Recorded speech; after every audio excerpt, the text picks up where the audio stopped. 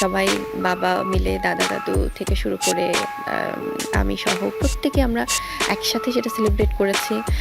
ইফতার করা একসাথে কেক কাটা, দেন খুব সুন্দর সময় সে পার করেছে। এবং তার কদিন পরে যখন বাবার বার্থডে ছিল, সেম বাবার বার্থডেতে সে উইশ করেছে। আজকের ব্রেকিং নিউজ, ঢাকায় চলচ্চিত্রের সুপারস্টার বলা হয় সাকিব খানকে। ক্যারিয়ারে দারুণ সব সিনেমা উপহার দিলেও ব্যক্তি জীবন নিয়ে কিছুটা সমালোচিত তিনি। ঢালিউড কুইন অপু বিশ্বাসের সঙ্গে বিয়ে ও সন্তানের বিষয়টি প্রকাশ্যে আসার পরই শুরু হয় তাদের দাম্পত্য কলহ।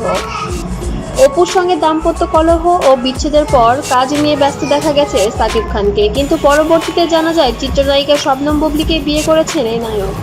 2022 সালের সেপ্টেম্বরের শেষের দিকে বেবি বাবা খুব খুশি হয়েছে।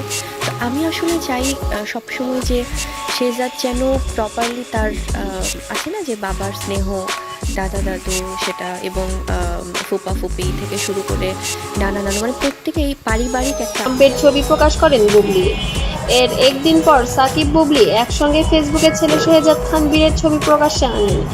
এরপরই শুরু হয় ফের আলোচনা সমালোচনা।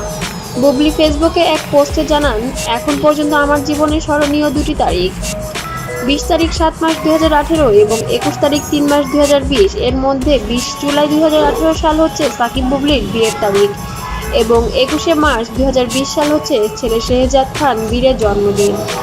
এদিকে বুবলি এভাবে ছেলে ও বিয়ের তারিখ প্রকাশ করার পর সাকিব খানের সঙ্গে কলহ শুরু হয়। বিভিন্ন সময়ে সংবাদ মাধ্যমে একজন আরেকজনকে ইঙ্গিত করে মন্তব্য করতে থাকেন। এমনকি সাকিব খান একসময় জানান বুবলির সঙ্গে তার কোনো ধরনের সম্পর্ক নাই।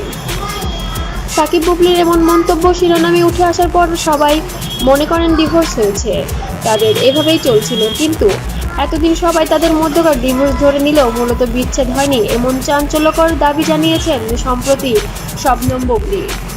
আসন্ন ঈদকে কেন্দ্র করে একটি গণমাধ্যমের অনুষ্ঠানে হাজির হয়ে দাবি করেছেন নায়িকা।